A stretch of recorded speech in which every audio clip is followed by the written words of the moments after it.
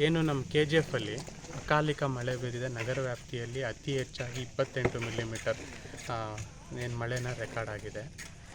ಸ್ವಲ್ಪ ಕಂಪ್ಲೇಂಟ್ಸ್ ಬಂದಿದೆ, ಕೆಲವೊಂದು ಪಾಟ್ ಹೋಲ್ಸು ಫಿಲ್ ಮಾಡಿಲ್ಲ ಮತ್ತು ಕೆಲವೊಂದು ಮನೆ ತಗ್ಗು ಪ್ರದೇಶದಲ್ಲಿ ಮಳೆ ನೀರು ನುಗ್ಗಿದೆ ಅಂತ. ನಗರಸಭೆ ಅವರು ಎಲ್ಲ ರೀತಿಯಲ್ಲೂ ಕಾರ್ಯಪ್ರವೃತ್ತರಾಗಿ ಏನು ತಮಗೆ ಫಸ್ಟು ಗೊತ್ತಿರೋ ಹಾಗೆ 4th ಬ್ಲಾಕಲ್ಲಿರೋ ಸಮಸ್ಯೆ ಸಾಲ್ವ್ ಆಗಿದೆ. ಈಗ ಯಾವುದೇ ರೀತಿಯಲ್ಲಿ ನೀರು ಮನೆಗಳಿಗೆ ನುಗ್ತಿರೋದು ಇರಲಿಲ್ಲ.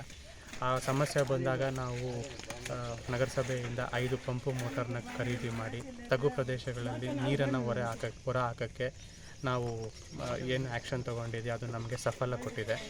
ಅದೇ ರೀತಿ ಮೊನ್ನೆ ನಮಗೇನು ಕಂಪ್ಲೇಂಟ್ ಬಂತು, ಸ್ವಾಮಿನಾಥಪುರಂ ಉರ್ಗಂಪೇಟ್ ಮೇನ್ ರೋಡಲ್ಲಿ ಈ ಥರ ಪಾಟ್ ಹೋಲ್ ಇದೆ, ಜನಸಾಮಾನ್ಯರಿಗೆ ಕಷ್ಟ ಆಗ್ತಿದೆ.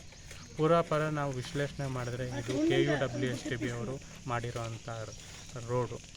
ಇಲ್ಲಿ ರೋಡು ಕನ್ಸ್ಟ್ರಕ್ಟ್ ಆದಮೇಲೆ ಇಲ್ಲಿ UGD ಮತ್ತು ಪೈಪ್ಲೈನ್ ಹಾಕಾದ್ಮೇಲೆ ಅವರು ರೋಡನ್ನು ರಿಸ್ಟೋರೇಷನ್ ಮಾಡಿರೋದಿಲ್ಲ. ಬಟ್ ಸಾರ್ವಜನಿಕರಿಗೆ ಸಮಸ್ಯೆ ಆಗ್ತಿರೋದ್ರಿಂದ ನಗರಸಭೆ ಆಡಳಿತ ಹಾಗೂ ಶಾಸಕರು ಹಾಗೂ ಜಿಲ್ಲಾಧಿಕಾರಿಗಳ ಮನಗಂಡು ತುರ್ತಾಗಿ ಇದು ಏನು ಈ ಪಾಟ್ ಹೋಲ್ಸು ಅದನ್ನು ಫಿಲ್ ಮಾಡೋಕ್ಕೆ ಆದೇಶ ಮಾಡಿರ್ತಾರೆ. ಆ ಆದೇಶದಂತೆ ತಾವು ನೋಡ್ತಿರೋ ಹಾಗೆ ಈಗ ಈ ಸ್ಟ್ರೆಚ್ಚಲ್ಲಿ ಸ್ಕ್ಯಾರಿಫೈಯಿಂಗ್ ಮಾಡಿಬಿಟ್ಟು ಅಲ್ಲಿ ನಾವು ಈ ಪಾಟ್ ಹೋಲ್ಸ್ನ ತುಂಬಿಸಿ ಅದನ್ನು ನೀಟಾಗಿ ಮಾಡಿಕೊಡ್ತೇವೆ, ಸುಸಜ್ಜಿತವಾಗಿ ಮಾಡಿಕೊಡ್ತಾಯಿದ್ದೀವಿ.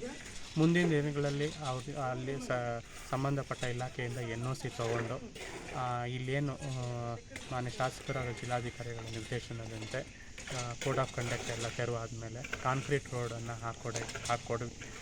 ಕಾಂಕ್ರೀಟ್ ರೋಡ್ ಏನು ಹಾಕಬೇಕು, ಅದೇನು ಪ್ರಕ್ರಿಯೆ ಆಗಬೇಕು ಆ ಪ್ರಕ್ರಿಯೆಗೆ ನಾವು ಚಾಲನೆ ಕೊಡ್ತಾಯಿದ್ದೀವಿ.